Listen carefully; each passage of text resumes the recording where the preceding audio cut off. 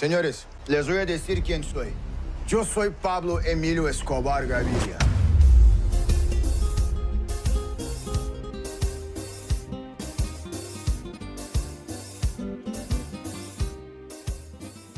Drugs are destroying communities, governments are fighting back, and yet every single week, hundreds of millions of dollars in cocaine money flow straight into the United States. In the 1980s, Pablo Escobar wasn't just the most feared drug lord in the world. He was one of the richest men alive, earning an estimated $400 million every single week. But even for Escobar, there was a problem that violence couldn't solve. Cash. Dirty, physical cash. Money so abundant that it became dangerous. You couldn't walk into a bank with it. You couldn't move it without attention. You couldn't explain where it came from. And without a way to clean it, the most powerful drug empire on Earth could collapse under its own weight. Despite massive campaigns like Just Say No, the United States was losing the war on drugs. Even with the full force of the DEA, FBI, and U.S. Customs, tens of thousands of kilos of cocaine poured into the country every year. At the center of it all was the Medellín Cartel. They controlled production in Colombia. They controlled transportation. They controlled distribution on American streets. Florida became the main gateway. Miami, Tampa, and surrounding cities turned into war zones. Violence exploded. Shootouts happened in public. Bodies piled up. Law enforcement kept seizing drugs, but it didn't matter. For every shipment intercepted, several more made it through. Authorities were chasing cocaine, but cocaine wasn't the real power. Money was. Escobar was generating so much money that it became a liability. Warehouses overflowed with cash. Bills were stuffed into walls, hidden in floors, buried underground. Millions of dollars were lost to mold, moisture, rats, and decay. Imagine being so rich that your biggest expense is replacing cash that literally rotted away. That's when money laundering became essential. Without people to clean the money, the cartel would be dead in the water.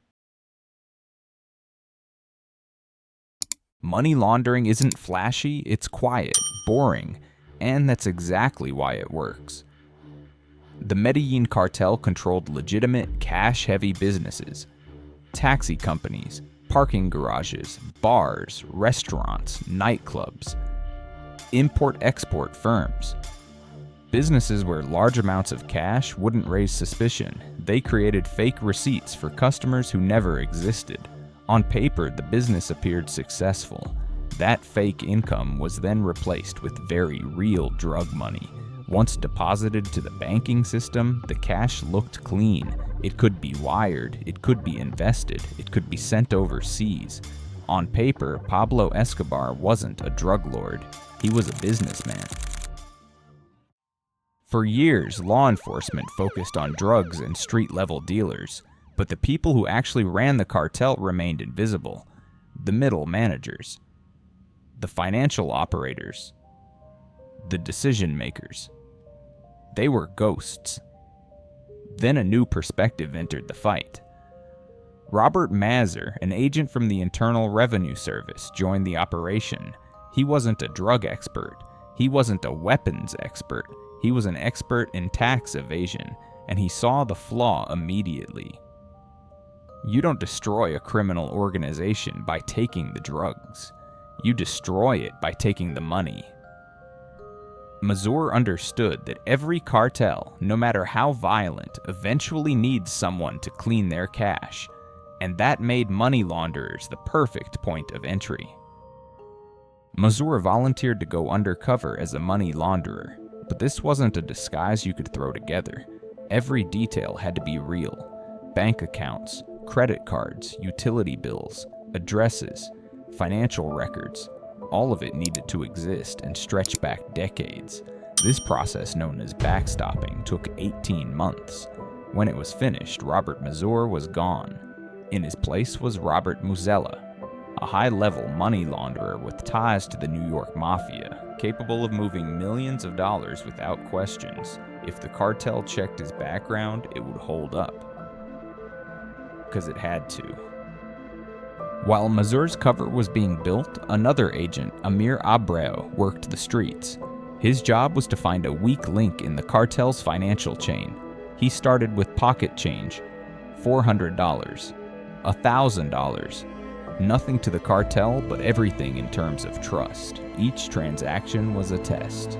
Were these men reliable? Were they reckless? Were they federal agents? Month after month, Abreu proved himself. He collected cash from street dealers, moved it without problems, and never asked questions. Slowly, suspicion faded. Trust took its place. Once the time was right, Abreu mentioned his boss. A serious money launderer, a man with mafia connections, someone who could move real money. That changed everything.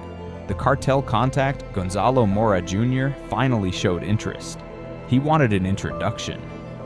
For law enforcement, this was the breakthrough they'd been waiting for. What began with a few $100s was about to turn into millions. When Mazur and Mora met, the operation entered a new phase. Mazur didn't just move money. He listened, he observed, he documented. Every transaction revealed something new. Who answered to whom, where the money originated, where it flowed next.